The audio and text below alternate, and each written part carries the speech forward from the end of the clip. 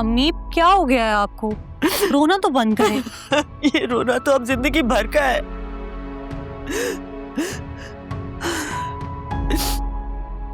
पहले आरफा भाभी मौके की तलाश में रहती थी और इस बेवकूफ ने तो खुद पैदा करके दे दिया। अम्मी देखें, अगर हमारे हक में यही लिखा है ना तो फिर यही सही।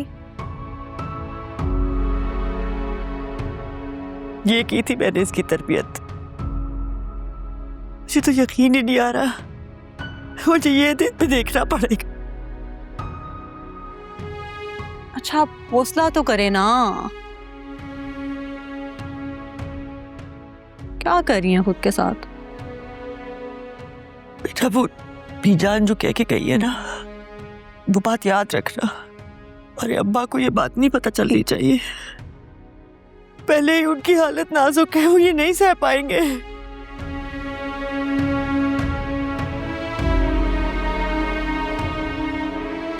आपने सुबह से कुछ नहीं खाया ना? चलें कुछ खा के आते हैं। मुझे बिल्कुल भूख नहीं लग रही। अम्मी चल लें प्लीज, फिर आते हैं ना।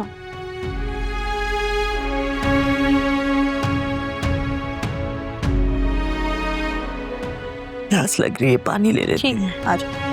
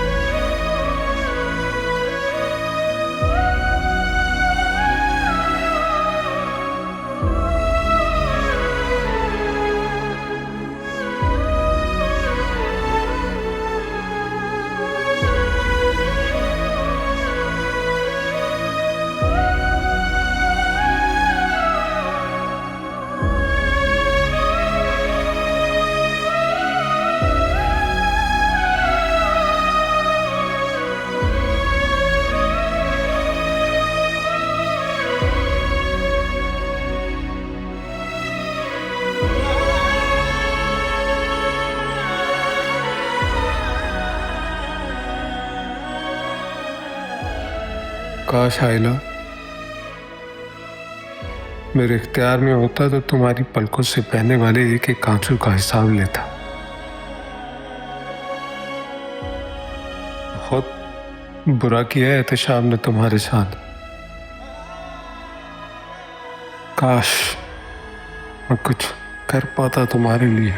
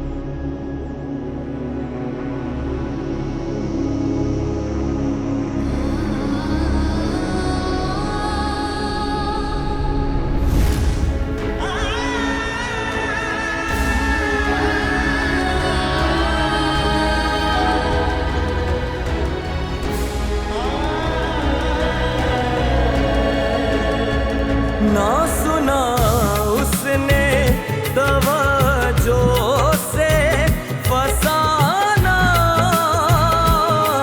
दिल का, ना सुना उसने। बीजान आप कुछ खा नहीं रही? तुम लोगों की तरह से मैं बेहिस नहीं हूं। इतना कुछ हो गया घर में और तुम हो के निवाले हलक से उतार रहे हो। ये भी ठीक है, जाते भी हमारे साथ हो और भूख हड़ताल भी हम ही करें। ये कहाँ का इंसाफ है? जो तुम्हारा रवैया है वो भी कोई इंसाफ नहीं है।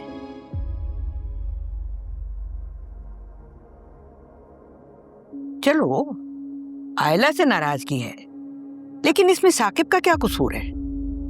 तुमने उसे देखने तो जाना चाहिए था ना, आखिर वो भाई है तुम्हारा इकलौता। मैं आज ऑफिस जाते हुए वहां से होता हुआ चला जाऊंगा।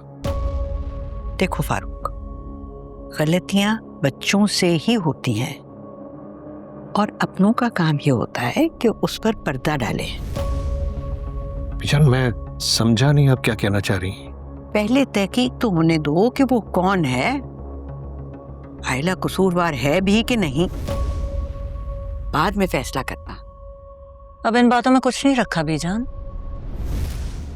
अगर हम खामोश हैं, कोई सवाल नहीं कर रहे हैं, तो ये भी पर्दा रखना ही हुआ ना।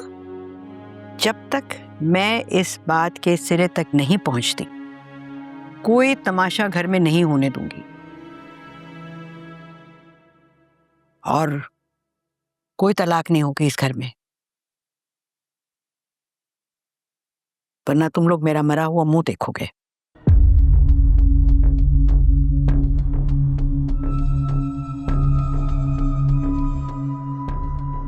अब ये क्या बात हुई?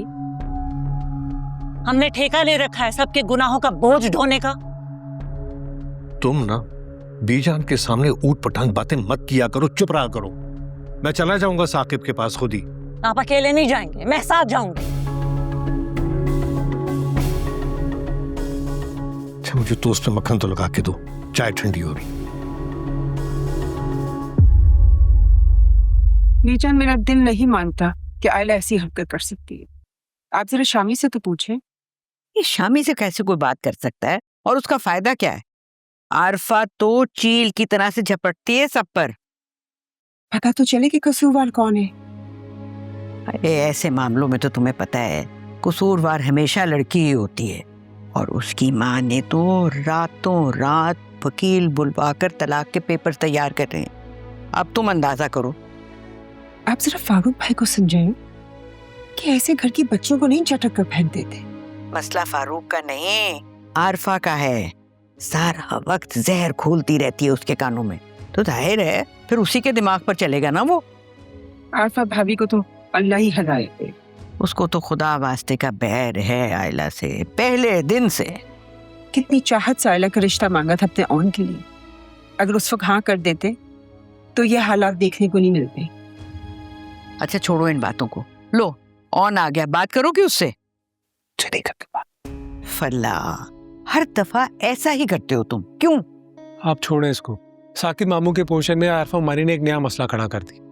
मुझे नहीं समझ में आ रहा कोई नया फसाद करने वाली। आप चल कर देखें मेरे साथ। एक तो फारूक भी ना हर जगह बीवी की उंगली पकड़ कर चलता है, अपना तो जैसे उसका दिमाग है ही नहीं। नाना बू पर गए। चुप, वक्त है ये मजाक करने का।